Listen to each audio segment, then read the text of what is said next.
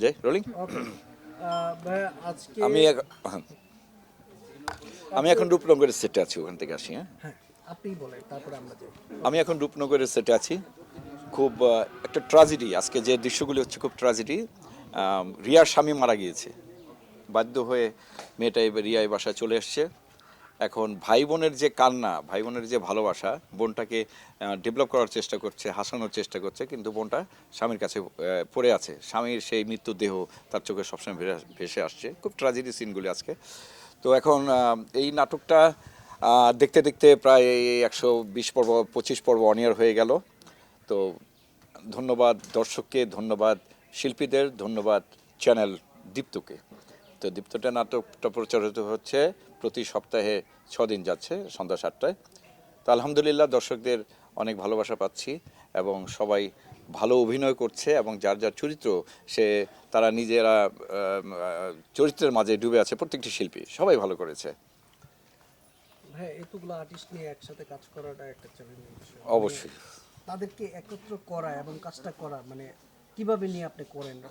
আসলে আমি যেভাবে শিডিউলগুলো ভাগ করি, আমার আগে থেকে শিডিউলগুলো করা থাকে এবং এই নাটকে অনেক শিল্পী আছে, অনেক শিল্পী আছে। আমার প্রত্যেকটি নাটকেই শিল্পীর সমাগম বেশি থাকে এবং আমি ওইভাবেই কাজ করি এবং প্রত্যেকটা শিডিউল মেনটেন করে কাজ করি এবং এতে করে আমার কোনো সমস্যা হয় না।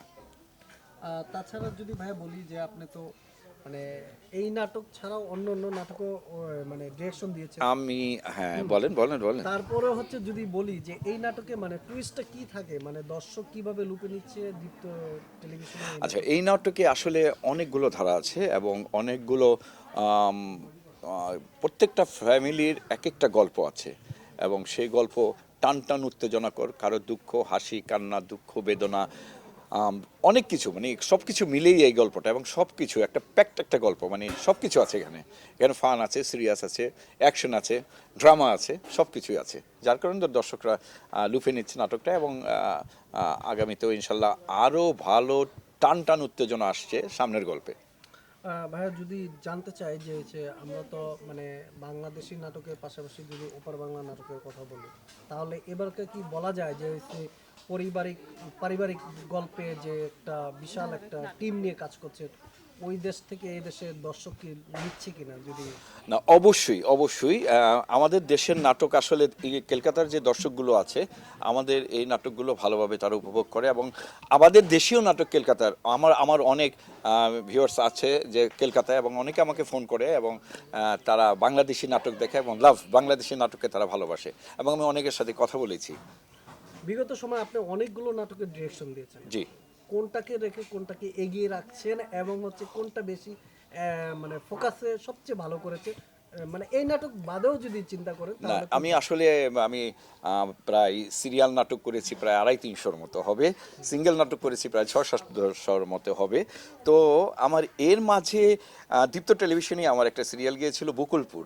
ওটা বেশ দর্শক জনপ্রিয়তা পেয়েছিল এবং আমার প্রত্যেকটা নাটকেই দর্শক জনপ্রিয়তা পায়। আশা করছি দর্শক ভালোভাবে গ্রহণ করে। কাশের ভাই, আপনি একজন ডিরেক্টর, সফল ডিরেক্টর আমরা বলবো, অনেক দিন কাজ করছেন। জি। আপনার ম্যাজিকটা কি? অনেক ডিরেক্টর আসছে গেছে, আর্টিস্ট তৈরি করেছেন আপনি, আর যে ডিরেক্টর আপনার ম্যাজিকটা কি, কোন টুইস্টটা দেওয়ার চেষ্টা করছেন আসলে আমি সমসাময়িক যে ঘটনাগুলো আছে বা আমাদের দর্শকগুলো যে ঘটনাগুলো তারা পছন্দ করে বা দর্শক গল্পের মাঝে ডুবে থাকতে পারে, এমন গল্পই আমি চুজ করি। আলহামদুলিল্লাহ আমি সেই 97 থেকে এখন পর্যন্ত এই মিডিয়ায় আছি। এই মিডিয়া মিনবাই আমি টেলিভিশন মিডিয়ায় আছি। এর আগে আমি ফিল্ম ছিলাম, ফিল্মের ডাইরেক্টর ছিলাম। এই আর কি, দর্শকের ভালোবাসায় আমি এগিয়ে যাচ্ছি এবং দর্শকরা সাদরে গ্রহণ করছে এবং গল্পগুলো ওই টুইস্ট দেওয়ার চেষ্টা করছি আমার গল্পের মধ্যে। এখনকার নাটক যেগুলো হচ্ছে অনেক ভিউ নির্ভর, বা দর্শকও ওই দিকে ঝুঁকছে কি ঝুঁকছে না। সেক্ষেত্রে আপনারা একজন প্রখ্যাত ডিরেক্টর নির্মাতা এসে আপনারা কোনো বাধাগ্রস্ত বা কোনো বিব্রত হন কিনা, যে ভালো কন্টেন্টের যায় বা পরিবর্তে দর্শক আলতু ফালতু বা যেটাই বললি আমরা ব্যতিক্রমী হ্যাঁ, ভিউর ব্যাপারটা বলে আসলে ভিউটাকে আমি আসলে কি বলবো, ভিউ দিয়ে সব কিছু, বাট কিছু কিছু ভিউ আছে যেগুলো আসলে কিছু কিছু নাটকের মাঝে আম, কিছু নাটক আপনাকে, ভালো নাটক অনেক সময় দর্শক ধরছে না। আবার দেখা যাচ্ছে যেগুলো আমরা বলবো এগুলি নাটকই না, কিন্তু এগুলো দর্শক ধরে যাচ্ছে। আসলে দর্শকের ভিন্নতা আছে। যে দর্শকগুলো আপনাকে ইউটিউব দেখে, তবে এখন ইউটিউবের সংখ্যা, এই দেখার সংখ্যা অনেক বেড়েছে। তো যারা যেসব দর্শকগুলো ইউটিউব দেখে, তো তারা ভালো নাটককে অনেক সময় গ্রহণ করছে, কিন্তু সেই নাটকগুলো দর্শকের মাঝে পৌঁছাতে হবে। এখন ভালো নাটকগুলি পৌঁছাতে পেরেছি কিনা বা পারছি কিনা, এটা আমি আসলে বুঝতে পারছি না। তো এখন সব কিছু ভালো মন্দ মিলিয়েই আসলে চলছে আর কি মিডিয়া। বর্তমানে যে কাজগুলো করছেন এর বাইরে নতুন কোনো ধারাবাহিক বা নতুন কোনো চমক আছে কিনা দর্শকদের? হ্যাঁ, আমি এই এই এই নাটকটা এখন করছি। এই নাটকে অনেক চমক আছে, এই নাটকের কথাই আমি বলছি, অনেক চমক আছে।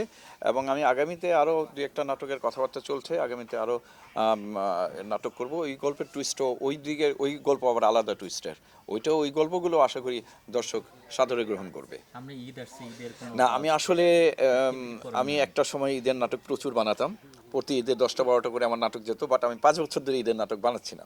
ভালোবাসা দিবস, ভালোবাসা দিবস না, আমি বানাচ্ছি না, সিঙ্গেল বানাচ্ছি না। এর পিছনে কোনো কারণ আছে নাকি? কারণটা নাইবা জানলাম, এখন থাক।